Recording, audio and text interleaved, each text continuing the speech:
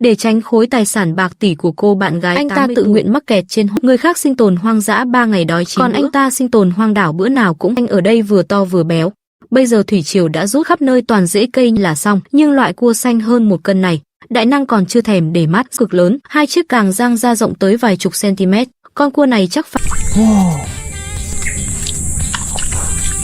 ép vào cây gậy sẽ không chịu cả quá trình giống hệt khỉ thò tay bắt đậu phộng. Đại năng gì, có lẽ đến chết nó cũng không biết, chiếc càng to này đối với con người ngon đến mức 56 độ, 2 bãi là 72 độ, gộp lại là đủ trần chết nó. Nhưng đầu đất, chúng chỉ muốn đánh nhau chứ không muốn sống. Đồ ăn.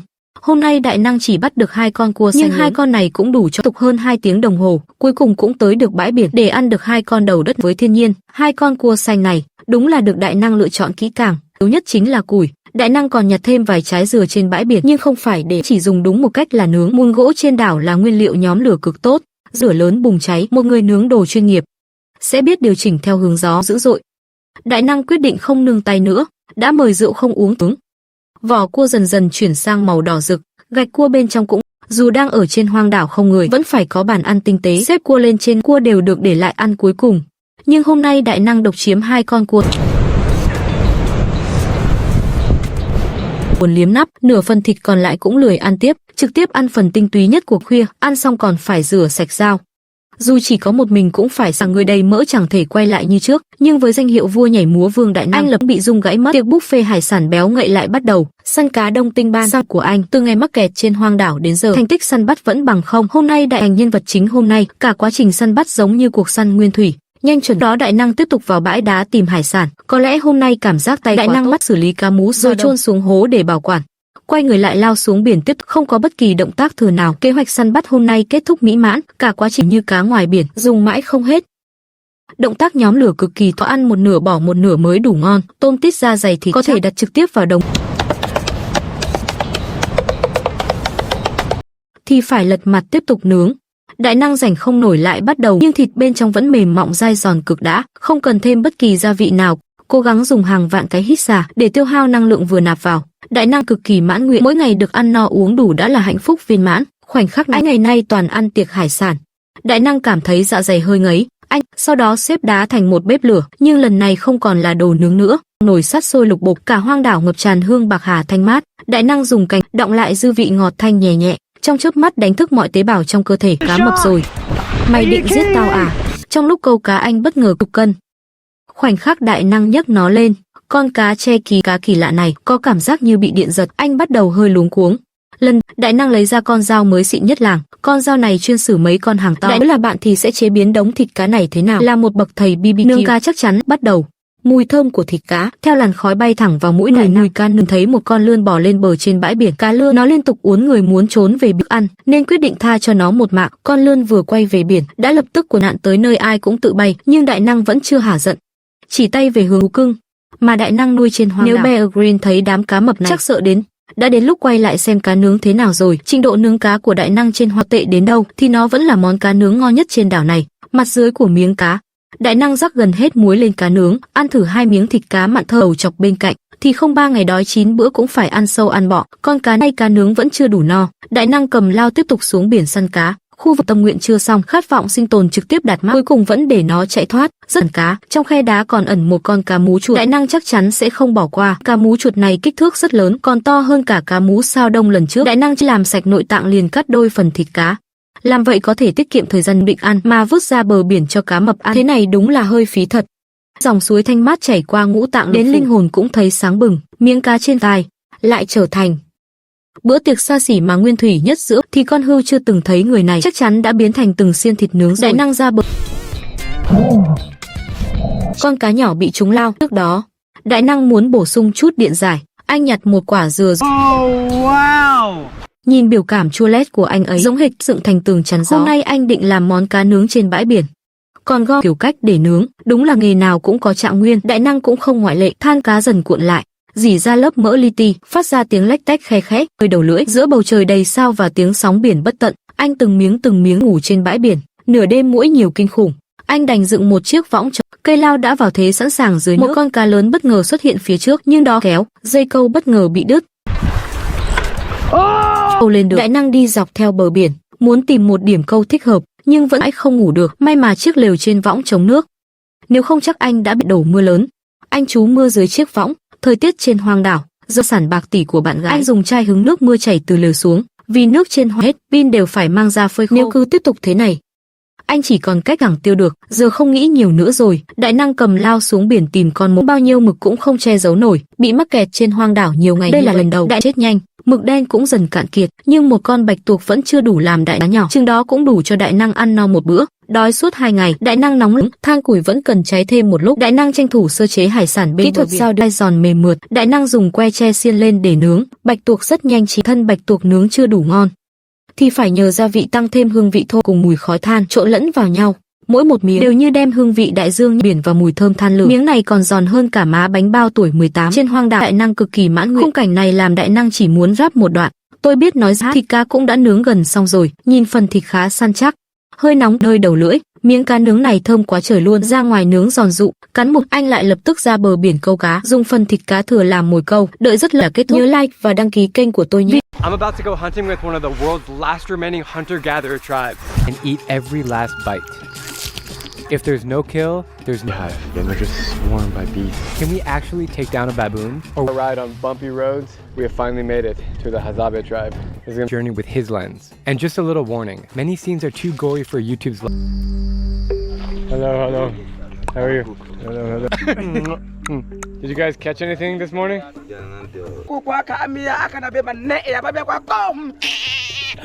And they try to imitate the baboon sound. Use it for a few days. It's like beef jerky. What's up, man? Tikichi. How old are you? Some Swahili is their second language. The Hazabe are one of the last largely made up of clicking sounds and is 100% unique to them. With fewer than 1,000 members left, their ancient way of life is quickly vanishing. What I find really interesting about this tribe is that the men sit separately from the women, and the women are with the kids. I saw a mom walking her son for the first time. It was very as one. I actually think that's really cool. It's the first tribe I've ever visited in Africa. Around the land. Life here is unforgiving and the infant mortality rate is high. At what age did you break away and go to school?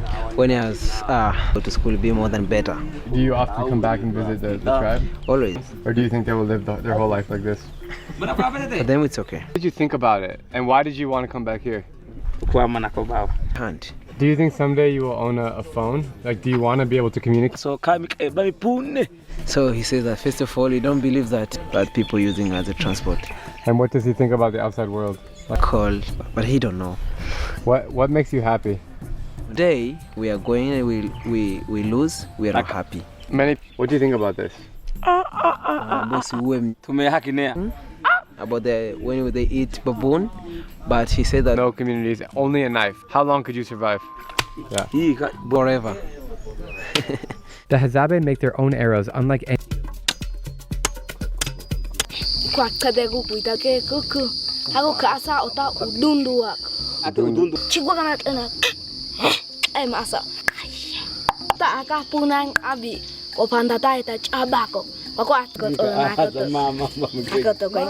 Cool, next. The sounds are spot on, man. Jeez.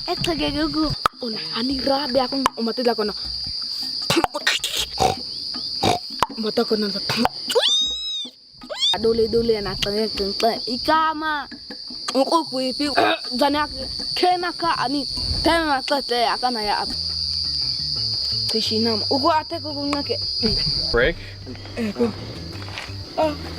It's really durable. Welcome, everyone. No, that's the answer, It sounds like a very simple and not a very... It seems an easy life, but it's not. Everything they do, everything they say, they have a lot of passion.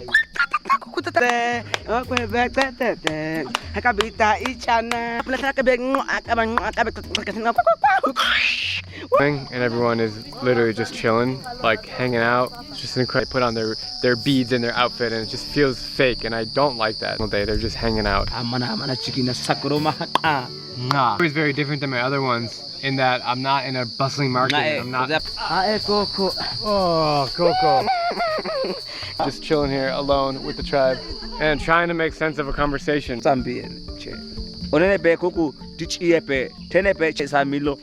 Wow guys, I am speechless right now. I just want to take a moment because I haven't slept in 2 days and tomorrow morning it's starting at 6 a.m.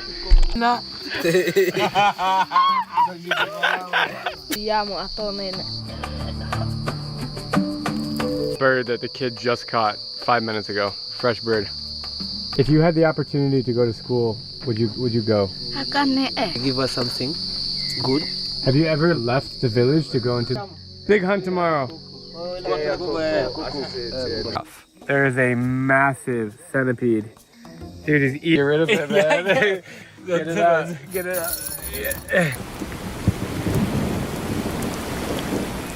It has water in it. My bag is damp. Thankfully, my computer and my passport and all that. Today we're going on a very special hunt with the Hazabe. Here we go. Bro, shit just got real. It got real. You show that? Morning, morning, morning. Ape. Hello, hello, hello. Hey. Hey. But I learned that they're pivotal to a successful hunt. They act as our eyes and ears, sniffing. Walk super fast. They're on a mission right now to hunt some food. Do you think you're gonna catch something today? Ooh. Within the first 5 minutes, we got a kill. Been walking uphill for like this whole time. Just shows how. Go.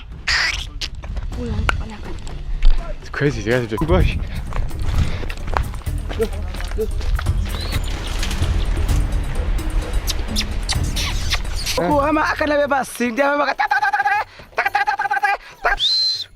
So awesome, man. A full-on hunt. We really hope to catch a baboon. Like real skinny.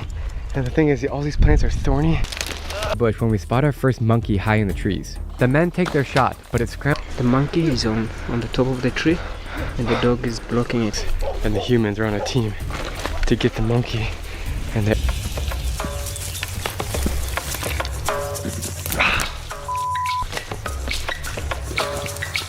Holy crap, man. This is insane. You got so many holes in your shirt in the back.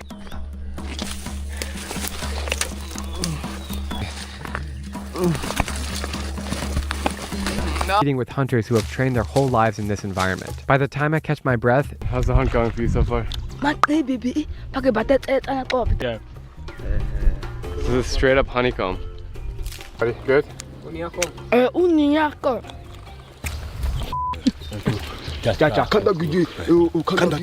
Just found fresh footprints of a bush pig or a warthog. So super, super fast.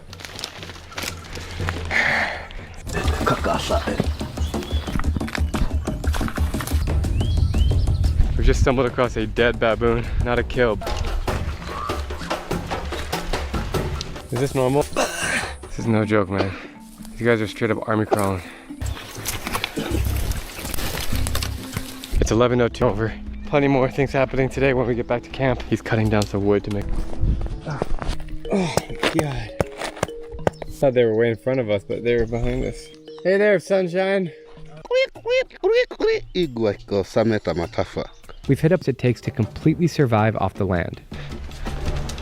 Must have walked 15 to 20 miles. I am wiped out and I need to rest, so I... Holy crap. They're now passing around a large pot. Who does it? That must be the cha-cha. Which one? And they have a fresh catch, a baboon. Mama, go check.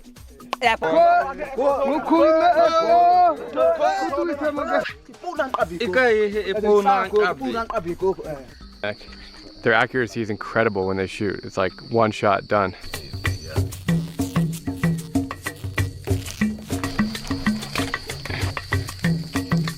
He came over. Your new job. I taught him how to focus, so he should be. People, they're hunter-gatherers. This is how they eat. If they don't catch anything, they don't. They made that fire in like 20 seconds. Baboon is one of the delicacy meat, so they prefer baboon. 2 baboon heads, and they're just going crazy, skinning them, taking off the fur. They say like this is one of the best. But because the guy put a lot of water.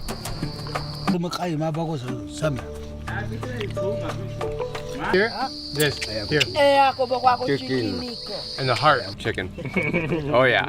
I could munch on this all day. Alright. Hunts. We're gonna eat this thing.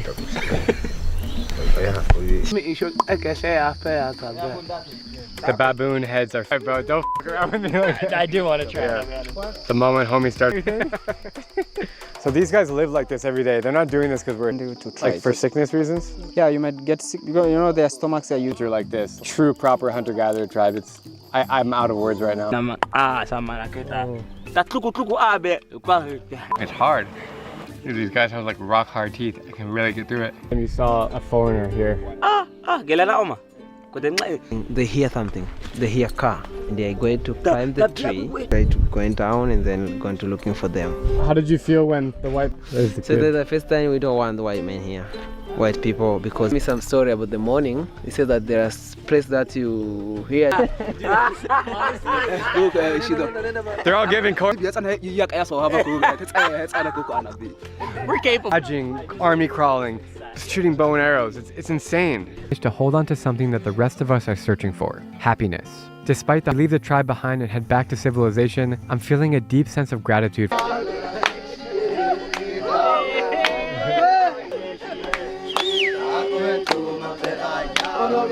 Nói ra có thể bạn không tin nhưng con thỏ rừng trắng này lại đáng giá tới hàng triệu. Trong thử thách sinh nhau giải thưởng 500.000 đô la Mỹ. Đếm ngược đã tới ngày thứ 39. Trên cứu thương, nhưng mỗi ngày trì hoãn, thứ mất đi không chỉ là protein, Carrie dùng nhiều thanh gỗ tạo thành hình phễu. Phần đáy được quấn bằng lá thông và dây dù thiết thì không có vấn đề gì, còn hiệu quả ra sao thì phải thực tế kiểm chứng mới biết. Tiệm săn bắn. Anh tìm được một số lối mòn hẹp và đặt hàng chục chiếc bẫy thỏ dọc đường 50 ngày. Anh bắt đầu nhắm tới gấu đen. Khi đi kiểm tra bẫy thỏ đã đặt, vào bữa tối chưa có gì, thì ngay giây sau anh thấy một con thỏ trắng nằm trên đất, ăn háo. Đếm ngược đã tới ngày thứ 38. So với các thí sinh khác, tình trạng cũng đã chết. Mặc kệ thế nào, cứ mang về trước đã, lột ra kiểm tra trước. Carrie cũng đã đặt bẫy thỏ quanh đây. Nhờ kỹ năng này, cô từng suýt điếc. Wondia cũng từng gặp tình cảnh tương tự. Thành tích huy hoàng 73 ngày ở mùa sới. Sau khi kiểm tra hơn chục chiếc bẫy liên tiếp, cuối cùng anh cũng phát hiện một con thỏ trắng. Đối với anh lúc này, từng chút protein đều vô cùng quý giá. Anh chặt thịt dưới ánh bình minh. Carrie lại nở nụ cười. Cô hy vọng những chiếc bẫy cũng đòn quyết định. Ngay giây tiếp theo, con gà gô đã nằm trong tay. Niềm vui này, suýt bật khóc. Đếm ngược đến ngày thứ 36, Amos đi kiểm tra Ben. Sau đó mang cung tên ra ngoài kiểm tra. Vừa bước vào rừng, anh đã hầm thành một nồi thức ăn đầy ắp. Khi chiếc bụng được lấp đầy, nỗi nhớ nhà cũng vơi đi, lỡ bất kỳ nguồn protein nào. Anh quyết định giăng bẫy để chờ con mồi xa lưới. Không sao, sáng sớm hôm sau, Wondia lập tức đi kiểm tra. Tin vui, anh lặng lẽ lau khóe mắt để che giấu sự thất vọng. Không có thịt ăn. Một tấm đá được đặt nối giữa hai ụ đá. Wondia ngồi thử lánh mà lòng đầy rung động, lắng nghe âm thanh băng mỏng vỡ vụn, ngay cả người mất ngủ 11 chiếc bẫy cua, rồi bọc lớp lưới đã đan lên bên ngoài. Bước cuối cùng là làm cửa dẫn. Liệu con có thể thu hút cá lớn hay không vẫn chưa rõ. Carrie chỉ có thể đi từng bước một, sàn mãi cũng ngán. Anh đi kiểm tra bẫy hy vọng đổi được khẩu vị. Đi một vòng mà chẳng được bữa tiệc thịt thỏ rừng này. Misen tràn đầy tự tin. Anh nhóm một đống lửa lớn bên bờ biển này ra ý tưởng làm đồ thủ công. Anh cuộn rong biển thành từng bó rồi đan xoắn liên phía gió lùa. Sau khi tích trữ chút lương thực, anh mang cung tên đi kiểm tra bẫy, làm anh nhảy dựng tại chỗ. Ký ức cháy nơi trú ẩn ở mùa 8 nếu phải gắng gượng chịu đói. Đang lo lắng cho bữa ăn hôm nay, một con sóc lính xuống một cái là ngủ tới 2 giờ chiều. Tỉnh dậy lại phải tiếp tục đối mặt với đói khát, lại chuyển tiến lại từ ngoài. Anh biết rõ hành động này sẽ khiến nhiều khán giả nghi ngờ và chỉ trích. Để không lặp lại sai lầm cũ, anh dứt khoát chọn cách rút lui. Đếm ngược đến ngày thứ 3, quay về trại tiếp tục nấu quả dại, ăn các loại sò ốc trơn nhớt suốt hơn 10 ngày. 29. Ai cũng nghĩ Carrie sẽ phải rời cuộc thi vì ngộ độc thực phẩm. Định là điều quan trọng nhất. Bài học từ lần trước khiến cô từ bỏ ý định sống bằng hải sản đã reo lên đầy phấn khích. Ôi trời, thì ra một con sóc nhỏ đã mắc bẫy. Bộ da nguyên vẹn có thể đổi được một con bò. Cho thịt vào nồi, đun lửa lớn trong một nồi sắt ra bờ biển để thu thập. Kể từ khi nếm được vị thịt đỏ, vị giác đang đói khát của anh mãi không. Anh bắt đầu thám hiểm quanh khu trại, hái quả việt quất để bổ sung tinh bột. Vui mừng, ở mùa 8, anh từng bỏ cuộc chỉ sau 21 ngày. So với dáng vẻ phát, anh kéo căng cung rồi bắn, kết quả là trúng đầu ngay lập tức. Đúng cung nhưng lại bắn trượt. Dù vậy điều đó không ảnh hưởng tới tâm trạng ăn tiệc của anh. Tốn thức ăn, đây là món ngon cực kỳ hiếm có. Dùng đá đập vỡ, không cần xì dầu. Wondia chẳng khách sáo, thu hoạch sạch cả ổ mang về. Đếm ngược đến ngày thứ 2, thế nhưng kiểm tra 3 chiếc bẫy đầu đều không có gì. Đến chiếc bẫy thứ 4, cuối cùng tối với thỏ, quả dại và nhím biển. Trước khi ăn còn nướng vài con nhím biển khai vị. Lần theo dấu chân động vật trên tuyết để truy tìm con mồi. Nhưng khi vận đen đeo bám thì uống nước cũng mắc yêu đời mãnh liệt. Trước cửa chất đầy chiến lợi phẩm săn bắn, một chiếc ghế tự thể làm no bụng. Để tìm ra lối thoát, Carrie quyết định ngủ ngoài. Nếu bẫy có thu hoạch thì ở lại, không có thì sẽ rút lui. Phủ một lớp băng mỏng, không cần đoán cũng biết khả năng cao là chẳng có gì. Dù sao thì không con vật nào tục chịu đói, hay là rút lui để giữ gìn sức khỏe. Nhớ lại bài học đau đớn ở cô đầy tiếc nuối, nhưng để nửa đời sau vẫn có một cơ thể khỏe mạnh. Lần rút lui này, nhân lúc thời tiết thuận lợi, anh tranh thủ thu gom thêm củi khô để dự trữ. Trên đường trở về trại với Tia quyết định không nương tay nữa. Anh dùng chân thỏ và nội tạng còn thừa làm mồi nhử 2 kg. Đó cũng sẽ là lúc anh phải rời cuộc chơi ra ngoài trời. Anh cho số quả dại và rong biển đã thu thập vào làm lại. Anh chắc chắn sẽ coi trọng việc ăn uống hơn. Sau bữa sáng, ngay khi máy quay chuyển hướng, một con thỏ trắng nằm ngay trên mặt đất. Cùng cũng được đền đáp. Con cáo anh mong đợi bấy lâu đã xa bẫy. Ở nơi hoang vu chẳng có lớp mỡ dưới da mới là thứ Gunia cần nhất. Anh chọn một. Đếm ngược đến ngày thứ 19, tuyết trắng mênh mông phủ kín óc. Trong phạm vi luật chơi cho phép, anh sẽ không bỏ qua bất kỳ cơ hội nào. Chuẩn bị sẵn sàng, sau khi nấu chín kỹ rồi nếm thử. Thịt không hề khô cũng chẳng ấy, lượng calo còn cao. Xa xuất hiện một dải mây bão. Dựa vào nhiều năm kinh nghiệm sinh tồn. Thứ 17, toàn bộ Labrador đã bị tuyết trắng bao phủ. Để giảm hơi lạnh đỡ, hai bên buộc thêm các thanh ngang để gia cố. Sau đó phủ lên trên một lớp giảm đáng kể thất thoát nhiệt. Đếm ngược còn 16 ngày. Misen đang tê in. Vừa dứt lời thì một con gà gỗ lọt vào tầm mắt anh. Hẳn, anh lao tới bẻ cổ nó kết liễu.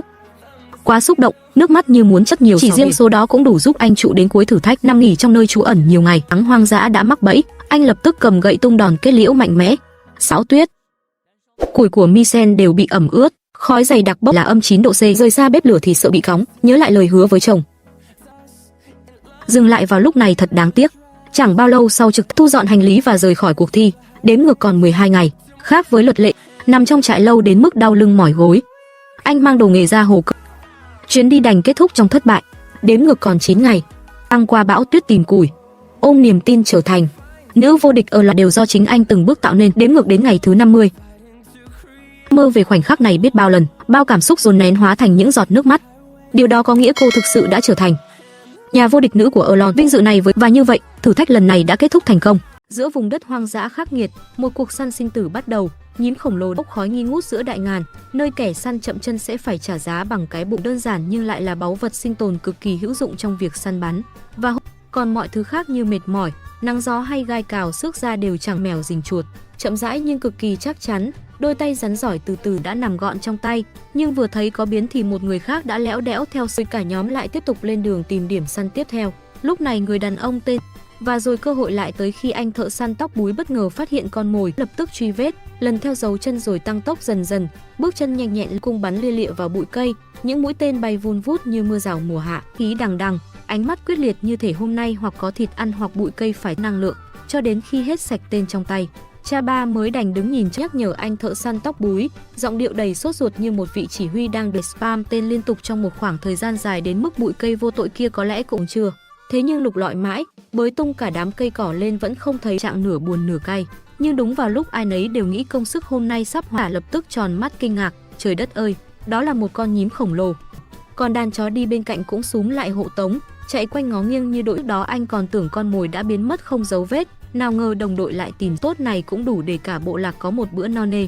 Đây rõ ràng là một chiến, chính là trách nhiệm thiêng liêng của những người thợ săn. Khi bước chân vào rừng, họ mang hiểm nguy, sau niềm vui chiến thắng, họ bắt đầu từ từ rút từng mũi tên ra khỏi vào khoảng 7-80 cân, nặng đến mức vai cứng như cha ba cũng phải nghiến thuộc. Còn hôm nay lại bắt được một con nhím to lớn thế này thì niềm vui trong lòng. Lớp lông gai bên ngoài cũng đều có công dụng riêng, mọi thứ đều được tận dụng triệt để. Một đoạn thì nhận ra con nhím quá nặng, một người gần như không thể khiêng nổi quãng cái khôn, không có dây thừng thì dùng dây rừng, không có công cụ thì lấy thiên ruột, nên cả nhóm tiếp tục đi gom thêm vỏ cây, tách ra làm những sợi dây riêng, chuẩn bị cho hành trình khải hoàn trở về trong niềm hân hoan của những người vừa lập nên dáng vẻ hân hoan chẳng khác nào những vị tướng khải hoàn sau một trận đánh lớn trọn vẹn. Và khi vừa đặt chân tới bộ lạc, trưởng tộc nhìn thấy chiến lợi phẩm vẫn còn ngỡ ngàng như chưa tin vào mắt mình, bởi từ trước đến nay họ chưa từng, nhưng dù là gì đi nữa thì với họ đây vẫn là chiến lợi phẩm quý hơn vàng. Còn anh thợ săn tóc búi thì ngồi tỉ mẩn giật từng sợi lông nhím ra với vẻ mặt hồn. Và khi lửa đã đủ lớn, lão không ngần ngại nhấc thẳng con nhím còn chưa. Họ cạo sạch phần cháy đen rồi nhấc ra bắt đầu sơ chế. Những nhát dao săn bên cạnh lại tranh thủ nhặt những chiếc lông nhím dài đẹp nhất để tự chế cho mình một ý nhìn vừa ngầu vừa hoang dã, tượng trưng cho sức mạnh, cho tinh thần sinh tồn và phải bật cười. Đúng kiểu thời trang tiền sử pha chút tấu hài không báo trước, có ai ngon lành với vẻ mặt thỏa mãn như đang thưởng thức món sơn hào hải vị, còn cắt thành từng miếng rồi chia nhau ăn. Anh thợ săn tóc búi cắn một miếng nhai sồn vô cùng, không cần tẩm ướp cầu kỳ, không cần gia vị phức tạp, bờ răng ông đã móm gần hết nhưng vẫn cố gắng nhai bằng tất cả quyết tâm, như thể dù người phụ nữ trong bộ lạc lại chỉ có thể quây quần bên nồi ugali, món bột nấu, nhưng với họ chỉ cần được ăn no là đã là điều đáng quý. Cứ thế đôi tay giản dị, trong khi những người phụ nữ vì mái tóc quá rối mà không có nổi một chiếc lâm mát nghỉ ngơi lấy sức, còn những đứa trẻ vừa mới lớn đã sớm phải bế em nhỏ, và nghị lực sinh tồn khiến bất cứ ai chứng kiến cũng phải lặng người suy ngẫm. 这个活不下去啊！啊，你瞅，我吃不下去啊！拿过去，拿过去，啊！我真的吃不下去了。拿过去，拿过去，拿过去，我跟拿到呢，到。 Sang ngày hôm sau, mọi thứ lại diễn ra như thường lệ. Khi ánh bình nhưng ánh mắt vẫn sắc bén và quyết tâm như thể hôm nay nhất định phải lập thêm chiến công mới. Bước chạy băng rừng vượt bụi, vừa đi mọi người vừa đảo mắt quan sát khắp xung quanh, giữ bình tĩnh. Ai nấy lập tức im phăng phắc, bước chân chậm lại, nhẹ đến mức tia chớp. Vừa bắn xong ông lập tức ra hiệu cho mọi người truy đuổi con mồi đang hoảng. Bước đi chậm rãi và mềm mại như một con báo săn để không gây ra bất kỳ. Nhóm thợ săn lập tức tăng tốc, đôi chân linh hoạt thoăn thoắt băng qua cỏ dại, lại còn hiệu quả hơn cả một đội radar. Nhìn những dấu chân còn in trên mặt đất, con vật bị thương đã chui vào ẩn nấp để chờ cơ hội thoát thân. Một anh thợ săn máu và nhanh chóng biến chiến lợi phẩm của họ thành bữa tối miễn phí. Và rồi săn lập tức vác con linh dương lên vai, ngực ưỡn cao, bước đi oai vệ, đại hiếm hoi giữa cuộc sống nguyên sơ. Quý chẳng khác gì bảo vật gia truyền, để nắn thẳng từng mũi tên, căn chỉnh cẩn thận như những nghệ nhân chế tác vũ khí, thành phiên bản kiệu thịt rừng cao cấp, vừa đỡ tốn sức vừa đi được xa của núi rừng. Còn đám thợ săn trẻ thì nhanh chân đi thu gom củi khô để chuẩn vỏ cây vò nát làm bùi nhùi, sau đó lôi ra chiếc que khoan thần thánh quen núi rừng hoang dã, nơi mồ hôi, công sức và bản lĩnh của những người thợ săn cuối không cần giấy chứng nhận mà vẫn đỉnh cao tuyệt đối.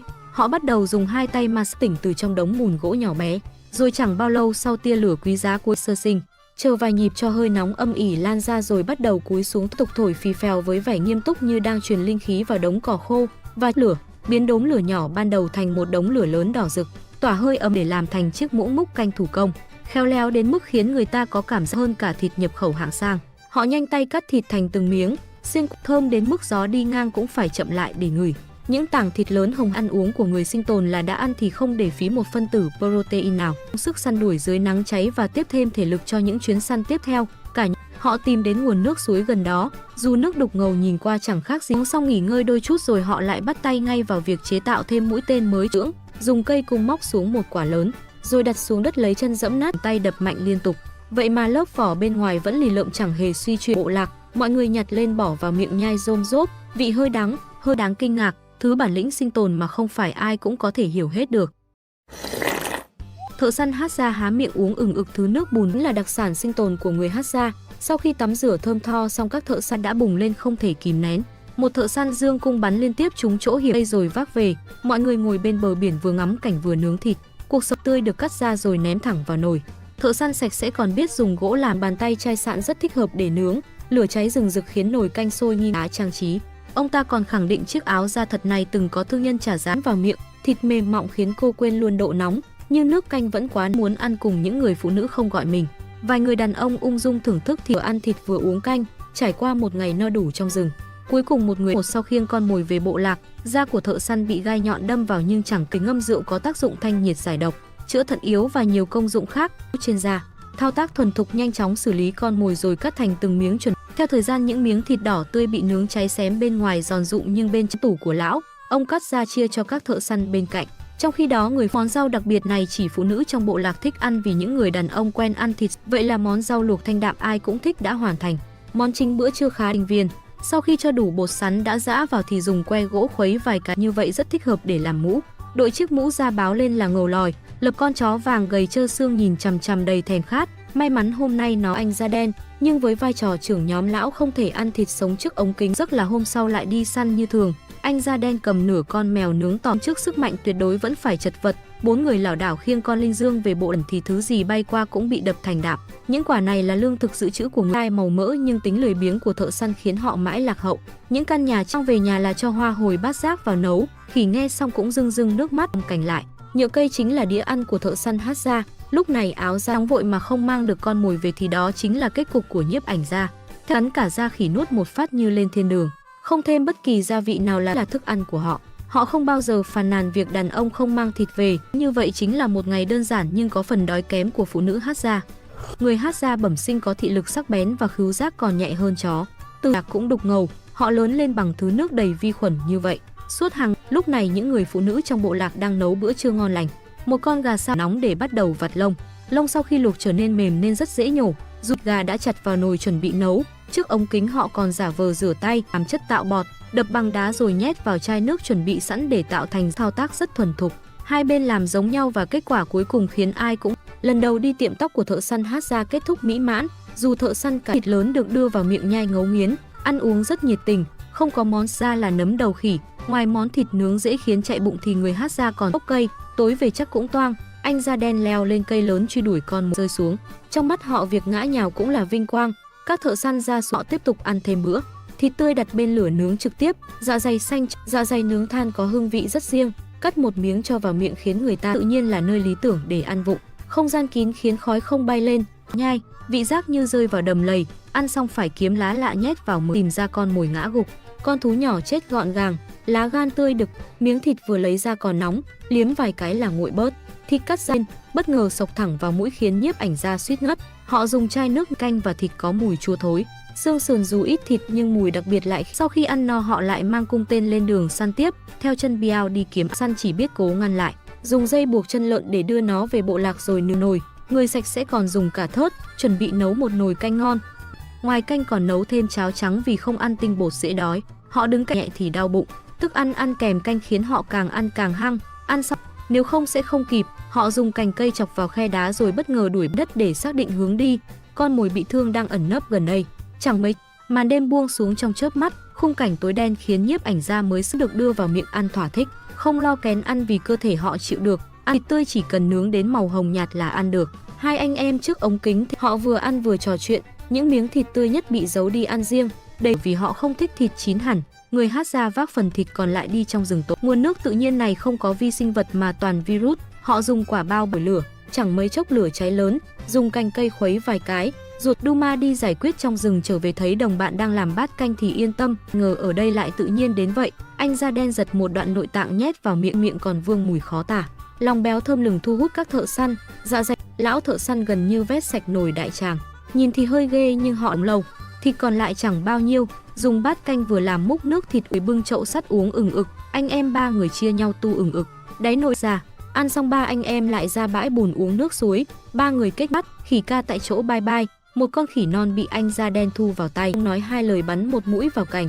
Sau một phen giao lưu giữa dưới đất và trên về bộ lạc, về tới nơi những thợ săn đói meo lập tức vơ cỏ nhóm lửa. Sống thường ngày của thợ săn Hazza thì chuyện này là không thể thiếu.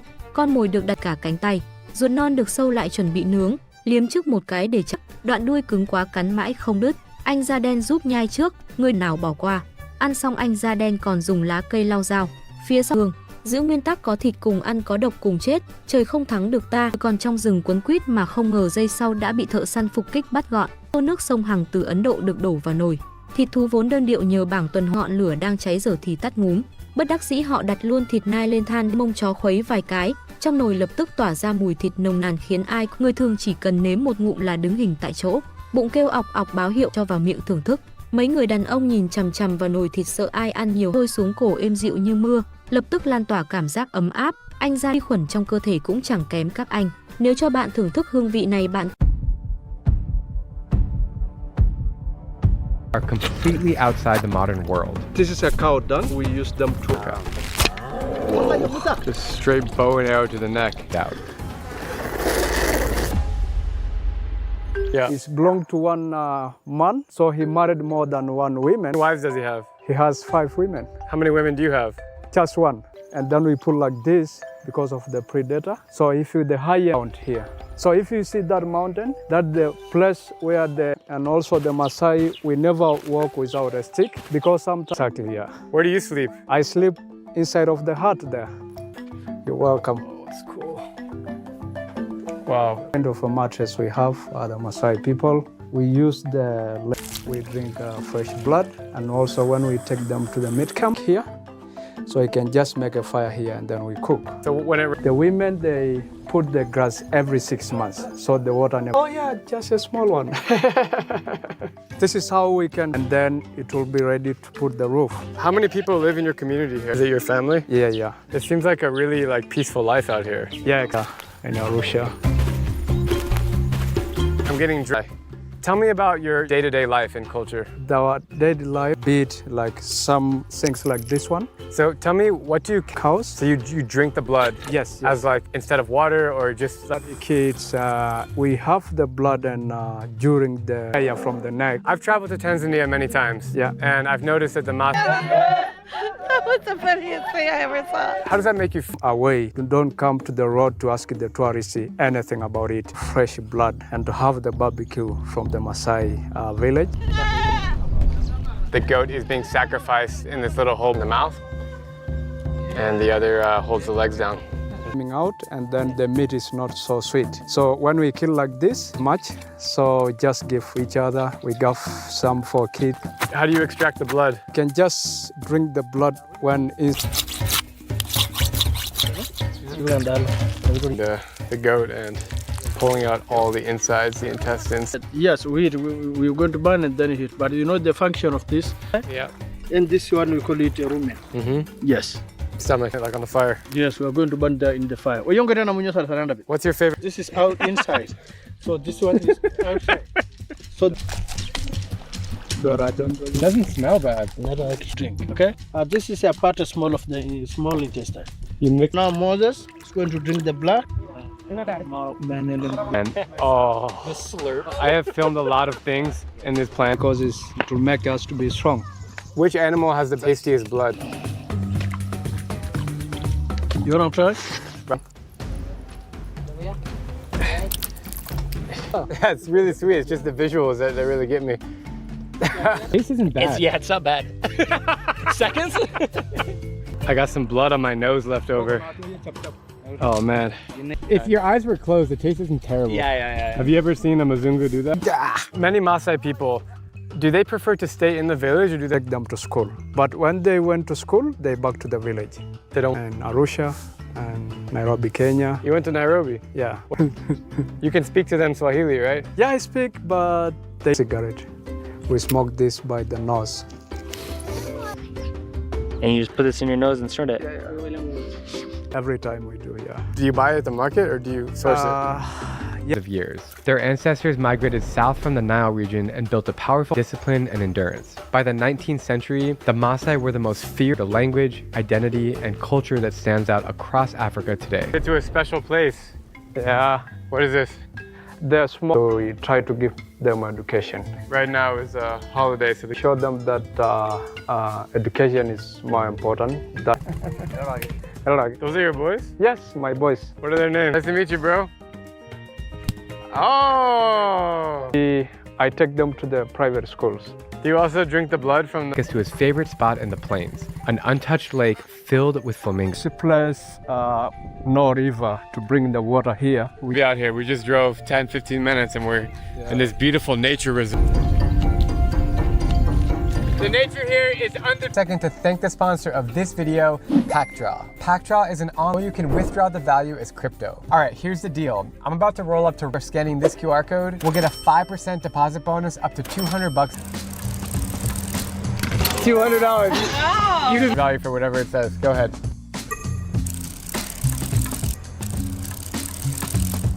$300. Get a 5% deposit bonus. All right, now let's head back to Tanzania. You see my left hand, we have... Really? Yeah, sure. So they are not silver in town. They have very beautiful... And they have long ears, wearing the earrings. What is this? The cows, we have different beautiful stuff, more than one women. And also we have a big number of cows. Yeah. So some people have 20 wives. Yes, some people, they have 20 wives. Yeah, it's really small one, traditional. And if I come back here in 10 years, you will be doing the same thing. Sure. Your kids will be... Dudes are literally like I fist think fighting. someone didn't pay him money. Much the culture is changing. Are you guys originally from Arusha or a different place? Traditional anymore? Yeah, we're not traditional that much. Is that a good or a bad thing? Happy. Happy. Yeah. You know, when I asked the people in the Maasai village, so there's like a because it's born here, 50-50. 50-50. You know, Don't try this at home. You're welcome. You can. How do I do it? Grandparents My did it. grandpa drink it. Now, Yeah. he still drinks it. Yeah. Tradition. Yeah. Do you think these people, these Maasai people, prefer to be years from now, there will be no more people in villages, they will all be in the city? They will also be in Of Maasai culture. This is really a cool experience. Like, we're just out here in the middle. All the Maasai kids are coming out, they're playing football. Here we go. With a little, oh yeah. Really grateful to be here to shoot this story. It's just absolutely superb. Una lipa. Una lipa. Una lipa. Okay. Okay. Those dudes are hammered. They're just chilling.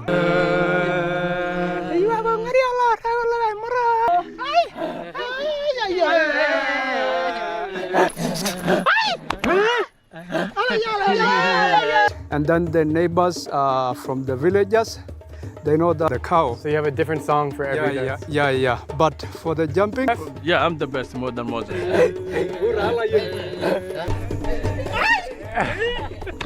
It's pretty close. It's been cooking for hours. For the Maasai, this is a normal part of life. And goat liver. This goat was alive 2 hours ago. So freaking tasty. Moses, really cool moment, bro. yeah, Fresh goat. Have you ever seen any albino kids here? not around here. Have you seen them anywhere? They like them or they don't like them? Here in Maasai land, we like them. You'd like Like them we- to kill those people, you know? Oh yeah, sure. I heard also about that. And then they don't like us. So it's just different color. Rama will be in Arusha, will be in Mwanza, will be in Dodoma. But you prefer here. Sometimes my grandmother. Do you enjoy life? Life is nice? Yeah, And what happens for the wedding? What's the dowry? yeah. If you marry a woman, you must. We marry women, so we just marry a women to come to help you and also. Our cow people, everything is about their cattle. It is their money, it is their wealth, it is how you provide a lot of blood, which the Maasai love to drink. It's a 1,000-year-old tradition how it's done.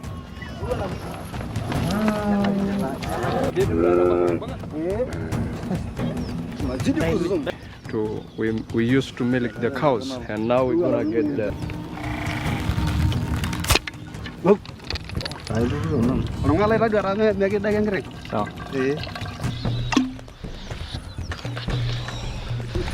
Did them to be full, and in order to. But why blood? You see the blood before that I get from the cow, and no blood at all. The women are beating the necklaces, my bell here.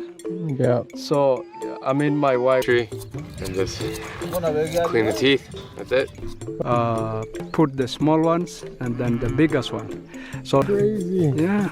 Wow. In the evening, we gather around the. So when it rains, like nothing stresses you out. No, we just take your Cows. Yeah. So if you have no cows, you have no money. Yeah, sure. Lion. Why we kill the lion? Because we're proud that we are warrior. One day, I come to your country, make sure you have to Maasai. What is that? Knife? Yeah, the knife. Oh. And recognize the indigenous community. It's a nice message. Everyone's like, you know, And Maasai land, not today. sounds like a plan, dude. Thank you. You're welcome. Guys, how much strength there is in holding onto tradition, even as the world evolves. Of comments down below. Also, I apologize if this video was a little more gory than normal.